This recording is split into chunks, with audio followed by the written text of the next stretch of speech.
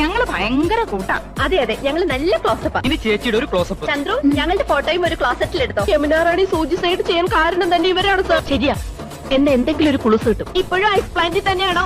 എന്റെ ലൈഫ് ബ്രോയിലറായി. ദൈവമേ, എന്റെ ലൈഫ് ബ്രോയിലറായി.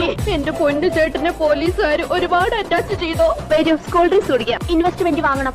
ഇൻസ്റ്റാൾമെന്റ്. അതെങ്കിൽ അത്.